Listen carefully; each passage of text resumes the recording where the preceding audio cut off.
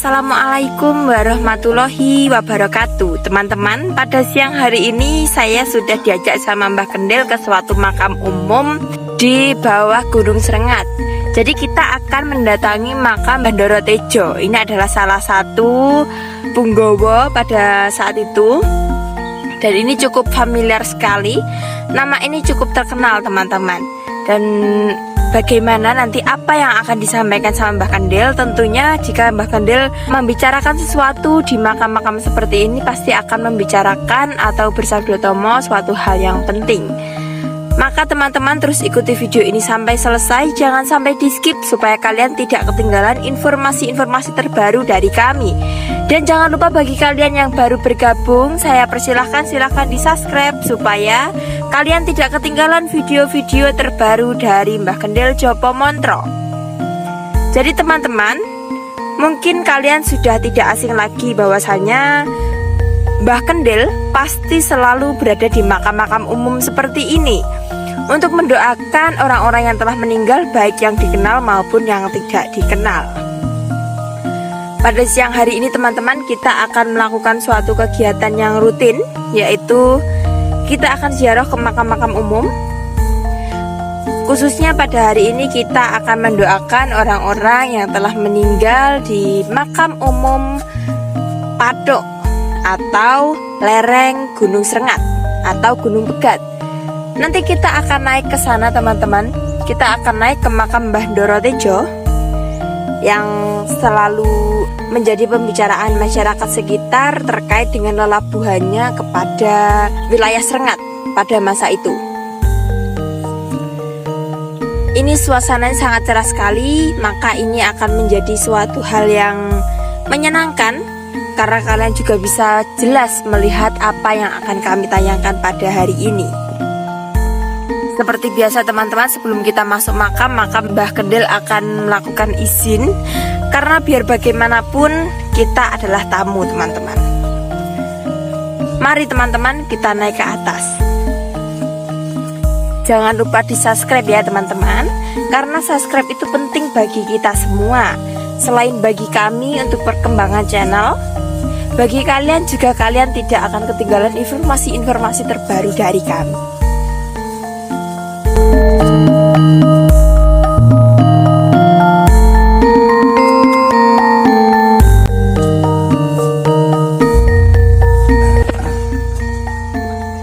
Assalamualaikum warahmatullahi wabarakatuh. Waalaikumsalam warahmatullahi wabarakatuh. Allahumma sholli ala sayyidina Muhammad wa ala ali sayyidina Muhammad.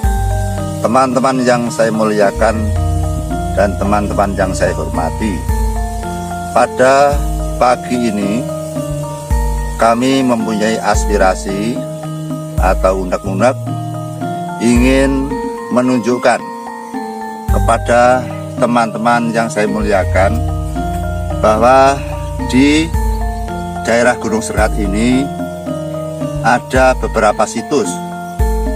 Yang pertama adalah situs yang terkenal Mbah Ndoro Tejo.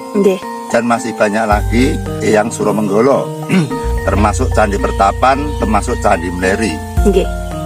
Termasuk ada lagi Sumur Tiban atau yang disebut dengan Sumur Jolotundo. Jadi di puncak gunung ini ada sumur yang ada di atas. Banyak warga yang meyakini untuk pengobatan dan penyembuhan. Atau benar atau salah kita pun juga tidak mengerti.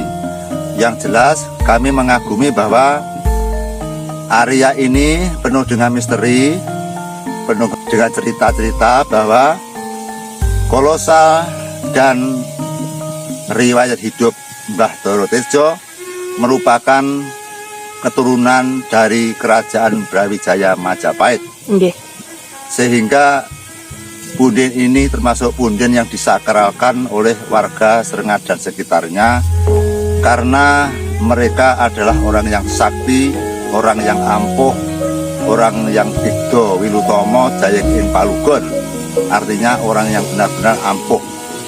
Kenapa saya sebut ampuh? Dari cerita-cerita warga setempat dan cerita dari nenek moyang saya sendiri, termasuk kakek saya sendiri, bahwa di era dulu pernah ada kejadian fatal di Kota Blitar tahun berapa kita sudah lupa. Ada helikopter yang melewati atau melintasi kuburan Eyang Dorotejo, seketika bermasalah, terbakar dan akhirnya menabrak rumah di Kota Blitar. Itu saksinya banyak sekali. Tidak hanya kapal terbang pemirsa, bahkan burung saja kalau melewati atau melintasi makam Eyang Dorotejo, maka tidak hanya satu burung, dua burung, banyak sekali burung yang jatuh tidak kuat melewati makam Mbah Dorotejo. Kalaupun hari ini atau pada saat-saat ini kami tidak bisa mengamati, kami tidak tahu. Itu kisah pada tempo dulu. Maka dari itu kita akan melanjutkan bagaimanakah keadaan area tersebut atau wilayah tersebut atau tempat tersebut. Tempatnya ada di atas, maka kita untuk naik ke atas, semoga kita diberkahi oleh Allah, dan video ini akan digemari oleh teman-teman semuanya. Jadi kami berusaha semaksimal mungkin untuk membuat sajian-sajian yang menghibur kepada Anda semua. Terima kasih, mari kita meneruskan perjalanan pemirsa. Mangga.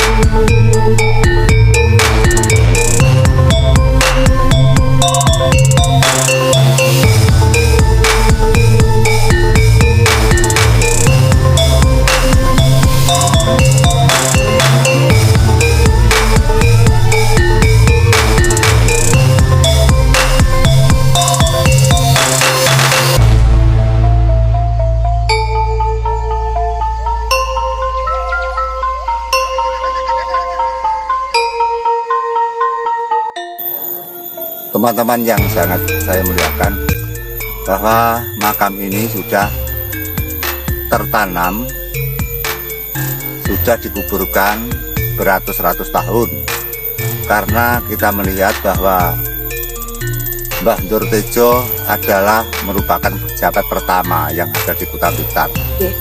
Pada perjalanannya dia adalah seorang pengembara yang berasal dari keturunan Majapahit.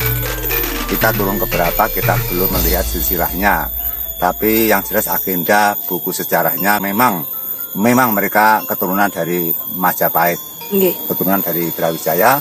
Kemudian dia mengembara di daerah sini, seringnya bertapa di gunung ini, maka dia beradaptasi dengan di daerah sini. Sehingga Mbah Doro Tejo juga berjuang untuk menamakan daerah-daerah sini seperti Dandong, kemudian daerah Togokan, daerah Terjen, kemudian Poluan, masih banyak lagi desa-desa yang dinamakan oleh Mbah Doro Tejo. Jadi termasuk desa Kauman, itu juga Mbah Doro Tejo yang memberikan nama. Sehingga Mbah Doro Tejo setelah dia lengser atau habis keturunan Majapahit, maka dia punya pengaruh di daerah sini. Kemudian pada era dulu dari residen atau Karesiden Kediri membalai kota Tulungagung, Garek dan Blitar. Blitar ada perwakilan bupati. Bupati pertama adalah wakilnya adalah Mbah Doro Tejo sebagai Wedono Srengat. Jadi Wedono itu pangkatnya wakil bupati. Kalau sekarang Wedono diganti dengan camat atau kecamatan, pemirsa. Sehingga pada saat itu Mbah Doro Tejo dipercaya sebagai wakil bupati untuk menyejahterakan di daerah kota Srengat atau di daerah kota Blitar. Maka dari itu selazimnya kita untuk berdoa agar arwahnya Mbah Doro Tejo menjadi arwah yang pilihan, arwah yang disanjung-sanjung oleh para warga, termasuk semoga arwah dan perjuangannya bisa menjadikan tolak ukur pahlawan-pahlawan lama yang ada di daerah Srengat. Amin. Sehingga pahlawan ini tidak hanya pahlawan perjuangan, pahlawan negara atau pahlawan pulau juga ada yang babat daerah atau hutan. Jadi perangnya tidak hanya seperti manusia dengan manusia, perangnya pahlawan dengan jin dan setan, termasuk hewan-hewan buas, termasuk pohon-pohon yang angker. Sehingga dia babat itu dengan keikhlasan ingin di Pulau Jawa ini menjadi daerah desa-desa yang baik. Sehingga patut kita untuk bersyukur bahwa kita tidak kangelan, kita tidak bersusah payah tinggal menempati saja. Hingga betapa sengsaranya, betapa sakitnya, betapa beratnya pada era zaman dulu, para sesepuh kita, para nenek moyang kita berjuang membabat alas yang sangat lebat, alas yang belum pernah diambah orang, alas yang penuh dengan rintangan-rintangan hewan buas, termasuk jin-jin atau hantu-hantu yang berkeliaran. Hingga nyawa pun ditaruhkan untuk kita-kita semua, untuk cucu anak keturunannya. Sehingga sekarang sudah banyak masyarakat atau sudah banyak penduduk atau umat yang ada di sekitar kita semestinya untuk menghormati kepada leluhur kita, yang semestinya kita untuk hormat kepada leluhur kita, justru malah tidak tahu menahu atau tidak mengurusi atau tidak peduli, bahkan ada yang melecehkan. Sehingga banyak pahlawan-pahlawan yang benar-benar perlu dipuja dan puji kepada pemirsa. Sehingga tahunya teman-teman hanya pahlawan revolusi, pahlawan kemerdekaan, itu yang dibangga-banggakan. Sehingga masih ada lagi pahlawan yang sebelum daerah Pulau Jawa ini menjadi desa, itu yang mengawali dan yang membabat. Kita bayangkan pada era dulu peralatan pun kan belum canggih, belum mengenal seperti ini. Sehingga kita untuk memotong kayu saja susah, pakai alat-alat seperti geraji. Padahal medannya kan tidak rata, medan seperti ini. Bagaimana kita untuk merobohkan kayu, memikul kayu, kemudian membakar kayu. Sehingga perlunya kita menghormati seperti kita-kita ini datang ke makam ini tidak berarti untuk mendewakan atau menyembah kepada arwah-arwah yang meninggal. Itu perlu Anda ketahui bahwa kita ini yang pertama adalah cinta kasih kepada leluhur, yang kedua mengembangkan dengan saya budaya. Sehingga kita harus untuk nguri-nguri atau kita harus untuk melestarikan situs-situs atau peninggalan-peninggalan pada zaman sejarah dulu. Kalau kita tidak peduli kepada leluhur, terus bagaimana anak cucu kita nanti kalau tanya, kita akan kebingungan. Orang yang baik adalah orang yang selalu berterima kasih kepada orang yang memberi. Orang yang tidak berterima kasih kepada orang yang memberi, artinya orang itu adalah orang yang tidak baik, atau orang yang tidak terpuji. Kita selalu diberi oleh para leluhur. Seperti agama saja, kita itu tahun-tahun menahu hanya diberi kepada orang tua, orang diberi orang tua lagi, orang tua diberi orang tua lagi. Hingga kita ini beragama Islam juga pemberian atau warisan dari orang tua gitu. Sehingga kita tidak tahu pada saat kita bayi tentang agama. Akhirnya orang tua memberikan agama kita, hingga sekarang kita juga merasuk atau menjadi umat agama Islam. Nggih. Sehingga saya menyarankan semoga teman-teman menyadari dan mengerti bahwa banyak para warga Indonesia yang sepertinya tidak tahu menau atau tidak peduli kepada mbah-mbah biyen. Nggih. Sing dulu hanya pejuang-pejuang yang baru, pejuang yang lama seperti diabaikan. Itu malah salah itu. Nggih. Hingga kalau kita makan tape goreng, kita harus tahu berasal dari mana. Tape goreng berasal dari tela gitu loh. Nggih. Makanya kita harus jangan melupakan telanya. Jangan hanya dilihat tape gorengnya saja gitu loh. Karena tape goreng berasal dari pohon ketela atau singkong. Kita lanjutkan lagi pemirsa dan minta kita nanti akan untuk interaksi atau berdoa agar kita tidak ada masalah dalam perjalanan berangkat dan pulangnya. Mari teman-teman.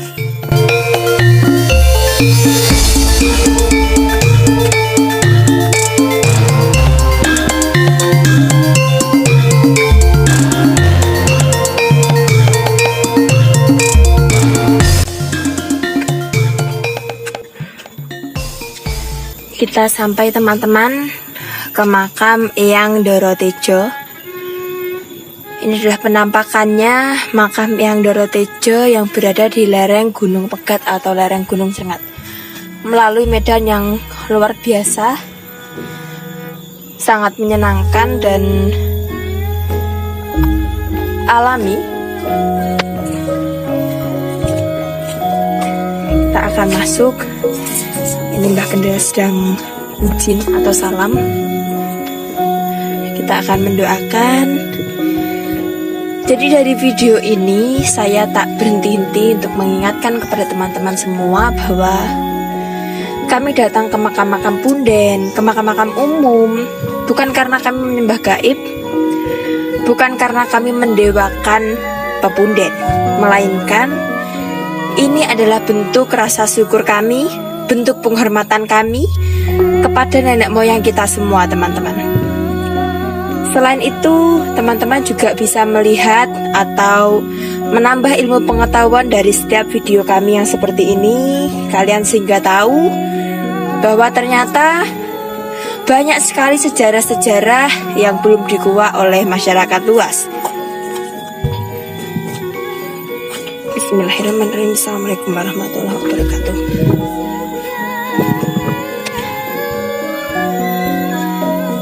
Ini dia teman-teman.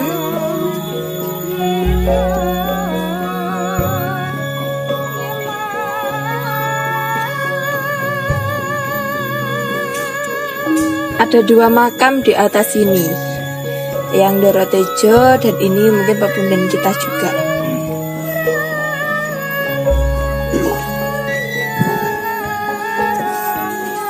Pemirsa, sebelum kita untuk mendoakan kepada Mbah Dorotejo dan saya mungkinkan ini adalah istrinya Mbah Dorotejo, kita untuk memberikan ulasan sejenak bahwa sekitar tahun 1980-an ini merupakan cungkup atau gedung kecil pemirsa.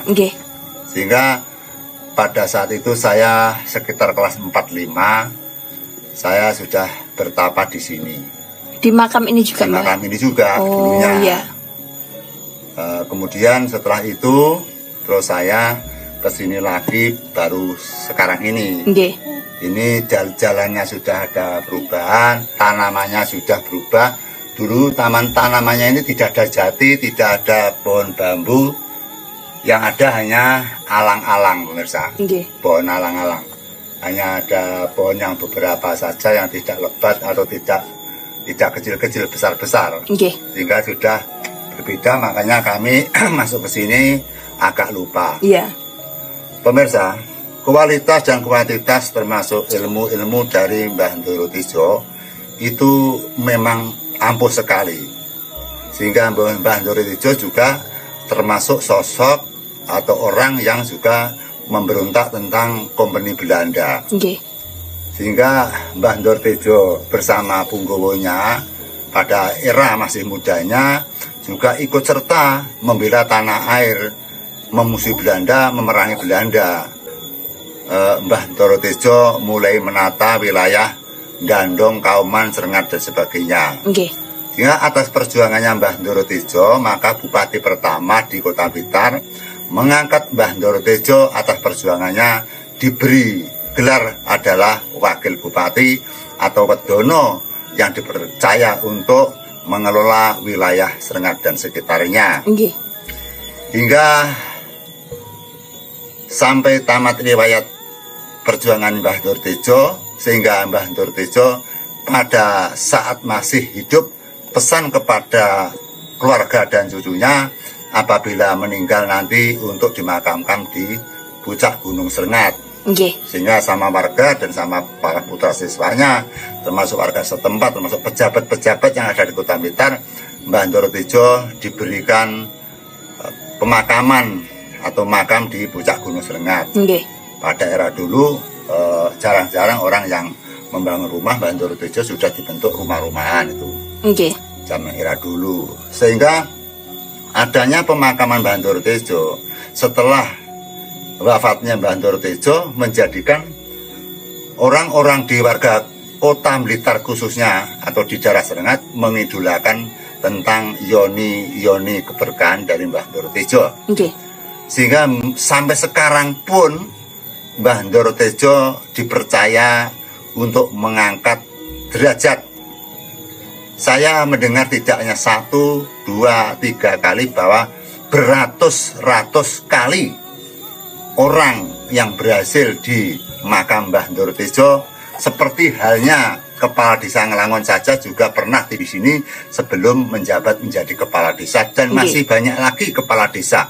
Masih lagi banyak lagi pejabat-pejabat seperti yang akan mendaftarkan pegawai negeri dari kepolisian, tentara, pegawai kabupaten, pegawai kecamatan dan sebagainya. Hingga sebelum pendaftaran untuk pegawai negeri, banyak orang-orang sebelum ujian di sini, termasuk militer angkatan darat, termasuk kepolisian, banyak yang tirakat di sini.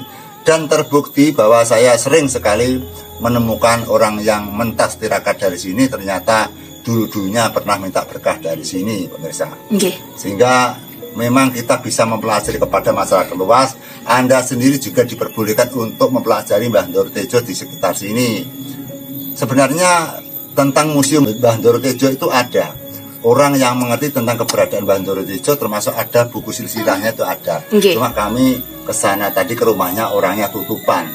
Itu rumah seperti museum. Jadi sejarah Belanda, sejarah kemerdekaan, sejarah Pak Karno, sejarah orang-orang sebelum kemerdekaan ada foto-fotonya, termasuk Mbah Ndoro Tejo. Bupati pertama hingga sekarang itu ada silsilahnya di rumahnya dia, tapi saya datang ke situ sudah 2 kali tidak bertemu, maka kami langsung ke tempat sini. Kita kembali bahwa makam Mbah Ndoro Tejo memang tepat sekali bagi orang-orang meminta derajat atau pangkat. Jadi di sini perlu Anda ketahui bahwa di sini tidak ada pesugihan dan tidak ada kontrak tuntutan atau wadal. Jadi di makam Mbah Ndoro Tejo saya tandaskan tidak ada wadal, tidak ada pengorbanan. Di sini bersifat panunan atau permohonan. Minta kepada siapa? Semestinya minta kepada Allah SWT. Sehingga Mbah Ndoro Tejo hanya merupakan lantaran permohonan, gitu. Lantaran keyakinan. Sehingga kalau di rumah mohon itu kan kurang yakin. Kalau di tempat hutan, guna ada makam itu kan sebagai perantara agar doa itu bisa terkabul. Sehingga banyak sekali para warga-warga yang berhasil di sini, karena Mbah Ndoro Tejo juga masih mudanya juga orang-orang yang sakti, orang-orang yang berilmu, orang-orang yang mempunyai kelebihan yang sangat dahsyat sekali. Memang dia keturunan orang Majapahit. Sebenarnya kita juga pernah dengar bahwa Mbah Ndoro Tejo punya saudara yang ada di daerah Kalidawir, yaitu di Desa Demuk yang bernama Hyang Jayeng Kusumo, disebut Mbah Jayeng. Itu juga seperangkat atau keturunan dari Hyang Ndoro Tejo. Jadi ada kerabatnya, pemirsa. Kita nanti kapan-kapan akan melintas, akan sowan di makam Mbah Jayeng Kusumo di Desa Demuk. Kapan-kapan kita janjikan nanti. Sekarang kita bisa ke lokasi seperti ini, bahwa ini adalah merupakan situs peninggalan bersejarah bahwa Hyang Ndoro Tejo juga ikut andil berjuang demi masyarakat wilayah Blitar, khususnya di daerah Serengat sini, pemirsa. Mbah tanya Mbah, Eyang Doro Tejo, bukankah Doro itu nama atau pangkat sebagai bendoro gitu, Pak? Ya, seperti jabatan sekarang. Jabatan ya. Doro, Raden itu kan Nggih. disebut Gus, Nggih. Yai itu bukan titel nama itu. Nggih. Bukan titel sekolah, jadi titel nama. Nggih. Kebagusan dalam nama itu sendiri. Nggih. Jadi Doro, Den itu termasuk merupakan panggilan nama atau Nggih. mengharumkan nama. Jadi Mbah Doro Tejo, Daran Doro itu adalah termasuk keturunan dari silsilah orang Jayeng Kusumo, orang-orang pengpengan, orang-orang ningrat, Nggih. orang-orang raja. Kalau orang Nggih. biasa Mbak tidak berani menamakan Doro. Iya. gitu loh. Nggak berani.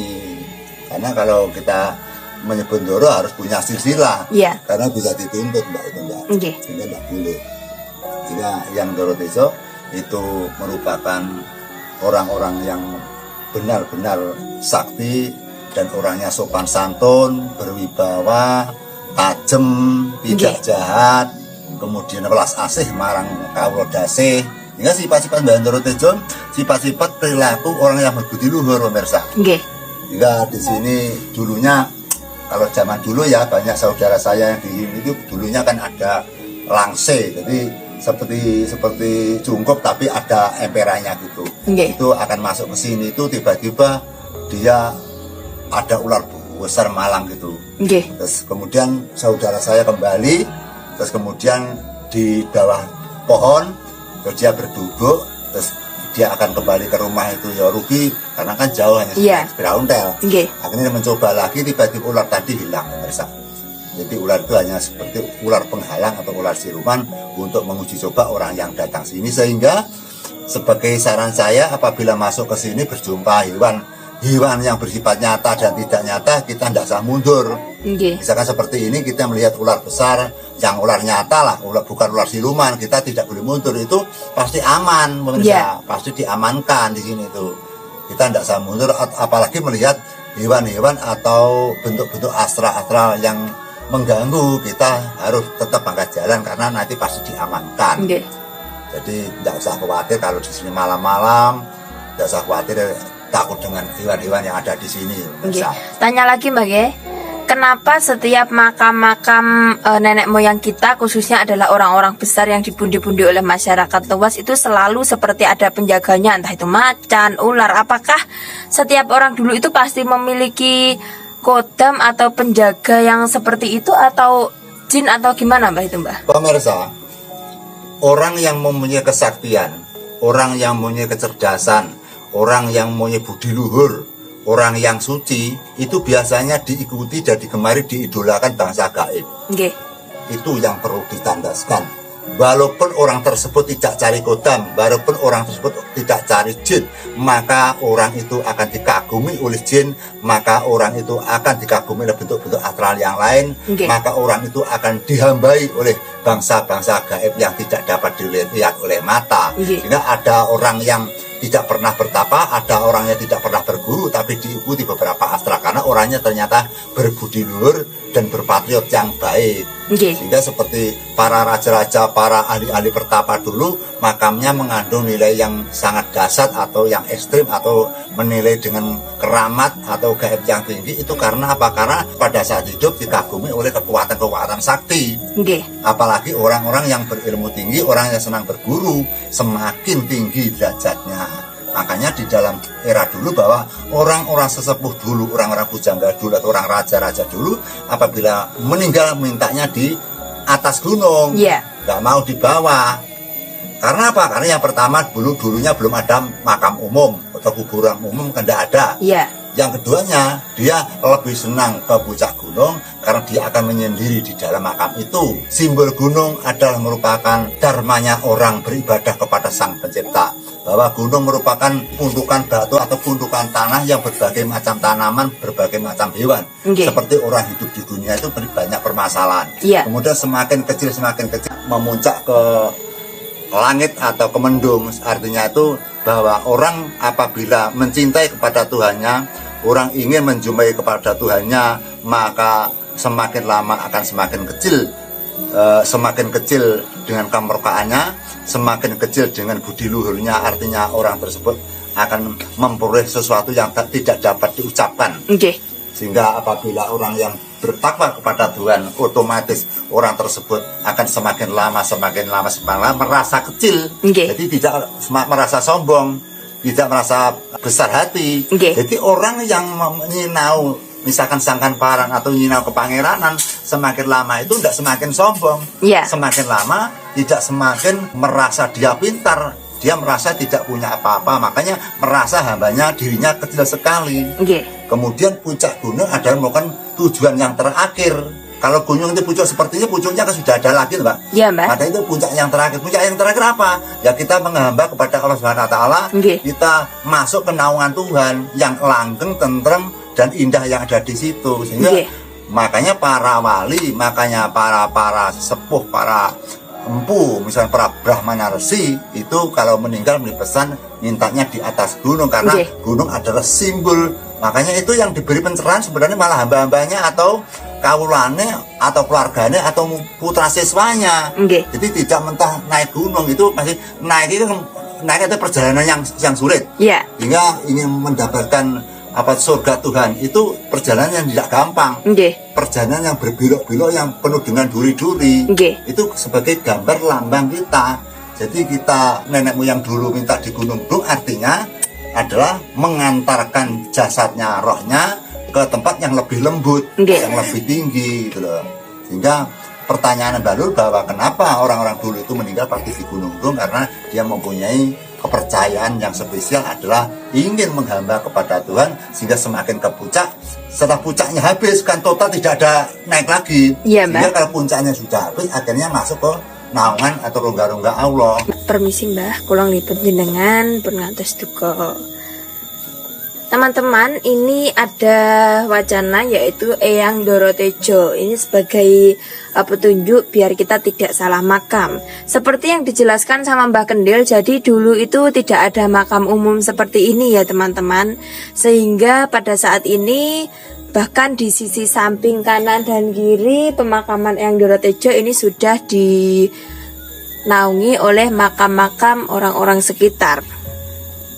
Jadi ini adalah panorama dari atas teman-teman.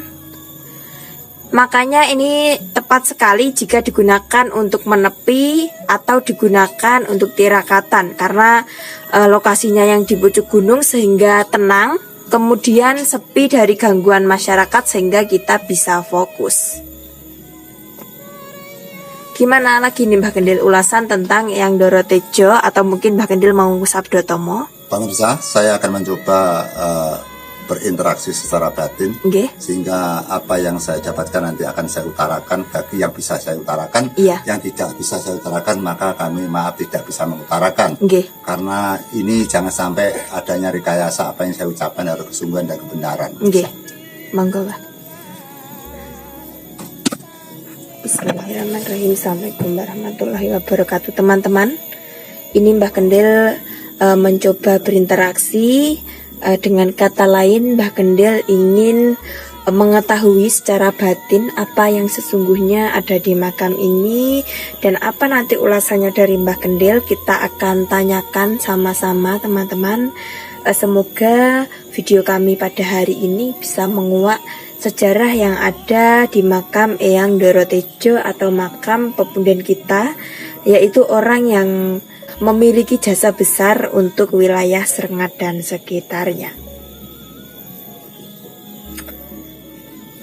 Teman-teman, di masyarakat Jawa khususnya banyak sekali orang-orang yang masih mempercayai untuk ngalah berkah di tempat-tempat yang seperti ini. Namun kita harus tahu bahwasanya setiap orang yang memiliki permohonan kemudian datang ke makam-makam pepunden seperti ini, bukan kok dia itu menghamba atau memundi-mundi sosok astral gaib atau menyekutukan Tuhan, tidak, melainkan mereka tetap meminta kepada Sang Pencipta alam yaitu Allah Subhanahu wa taala melalui perantaran atau melalui sesuatu hal yang bisa membuat mereka yakin. Jadi menurut saya pribadi, jika kita menyembah kepada Allah Subhanahu wa taala, tidak harus dibatasi dengan ruang dan waktu, teman-teman. Melainkan yang sebagai pembatas adalah hati kita. Apakah hati kita ini tulus benar-benar menyembah kepada Tuhan, atau hanya berpura-pura pencitraan supaya kita mendapat pujian dari orang? Teman-teman, yang tahu isi hati kita adalah kita sendiri. Yang tahu seberapa besar keimanan kita adalah kita sendiri dan Tuhan. Banyak di antara kita ini yang bukan menjadi suatu rahasia lagi, bahwa orang yang beribadah seperti terenten atau berusaha untuk kusuk, itu belum tentu kusuk.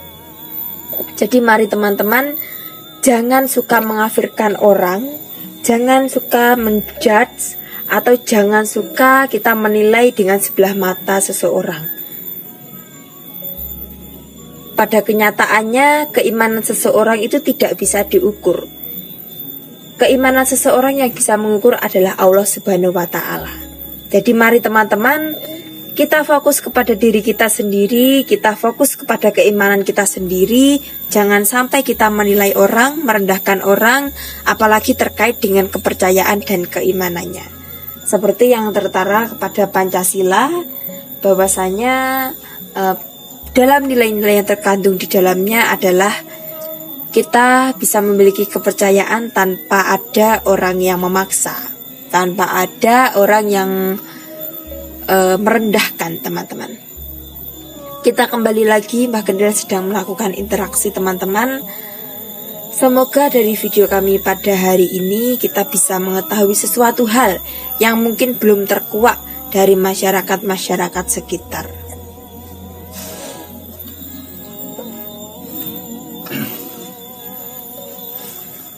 Pemirsa, penglihatan batin sulit untuk kita terima. Penglihatan batin yang tahu adalah hanya indera kita. Tapi Tuhan akan mengerti apa yang kita lakukan, pemirsa. Tuhan akan mengerti dari batin kita, tingkah kita, selangkah demi selangkah. Allah SWT pasti tahu. Sehingga kami menerobos ke alam jagat gaib. Kami merasa kesulitan, pemirsa. Sangat jauh, yang ada hanya sebuah pepohonan dan batu-batuan. Iya. Namun ada gambaran sedikit bahwa sosok yang Durotejo, kalau dari pemawas saya, dari mata batin saya, adalah orangnya tidak besar, orangnya kecil, kemudian tampan dan kuning. Mereka tidak punya kumis, mereka memakai beskap, memakai udeng, sehingga bukan belangkon seperti saya, ikat atau udeng, kemudian pakai beskap, kemudian pakai jarit dan pakai slop atau serandal slop.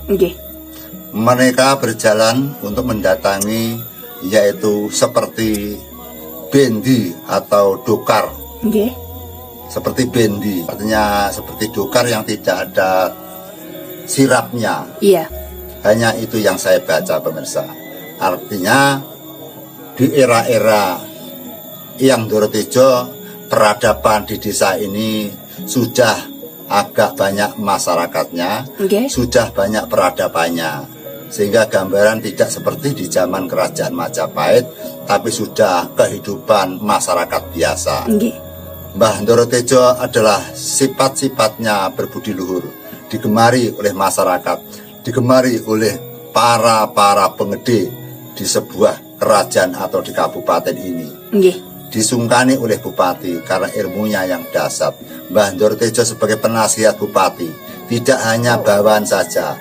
Mbah Durotejo mempunyai kapasitas, yaitu metapolitik, dan punya kecerdasan untuk memajukan daerah atau wilayahnya.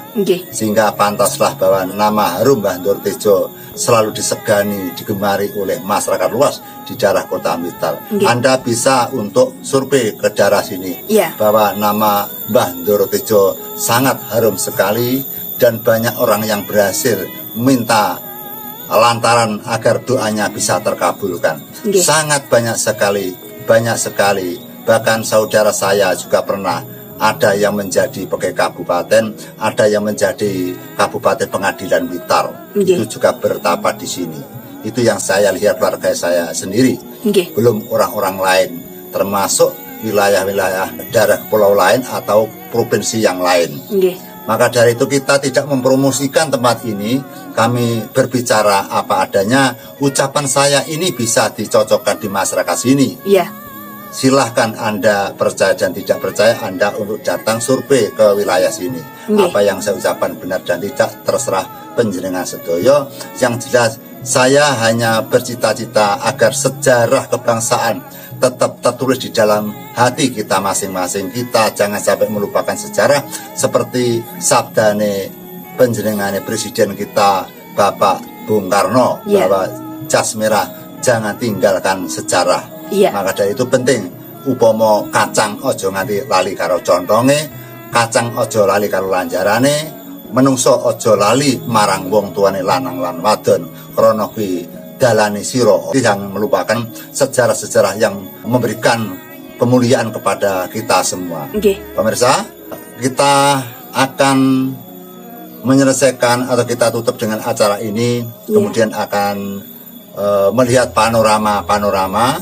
Tentunya kita akan berpamit kepada panjenengan Mbah Ndoro Tejo sekalian. Nggih. Semoga Mbah Ndoro Tejo tetap namanya harum di wilayah Kabupaten Blitar, Amin. dan arwahnya bisa diterima oleh Allah Subhanahu wa Ta'ala Amin. sebagai hamba yang terpilih, hamba yang mulia, hamba yang dimasukkan kepada ruang dan kamar surga Tuhan Yang Maha Esa, Allah Subhanahu wa Ta'ala. Nggih. Kemudian kita sebagai cucu-cucunya semoga akan bisa meniru, mentauladani apa yang dikerjakan seperti Mbah Ndoro Tejo, Amin. menjadi orang-orang yang terpuji, orang-orang yang berbudi luhur.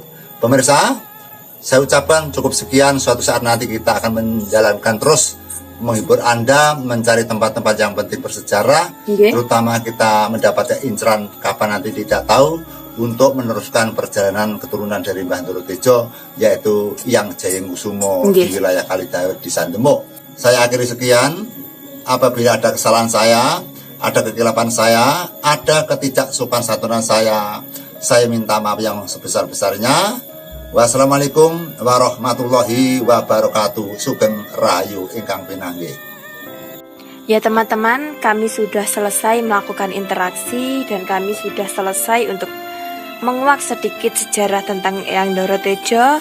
Dan kini teman-teman, kita akan undur diri, kita akan kembali pulang. Semoga diberikan keselamatan teruntuk Eyang Ndoro Tejo dan mungkin istrinya yang di makam ini. Semoga amal ibadahnya diterima oleh Allah Subhanahu wa Ta'ala. Semoga ditempatkan di sisi yang terbaik oleh Allah Subhanahu wa Ta'ala.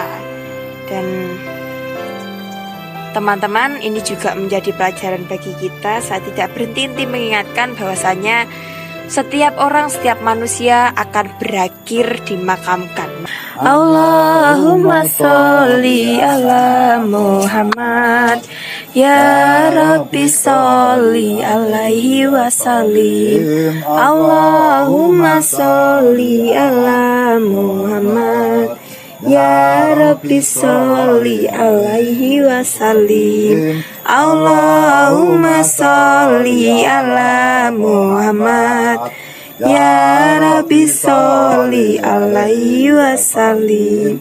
Allahumma sholli ala Muhammad, ya Rabbi sholli alaihi wasallim. Allahumma sholli ala Muhammad, ya Rabbi sholli alaihi wasallim.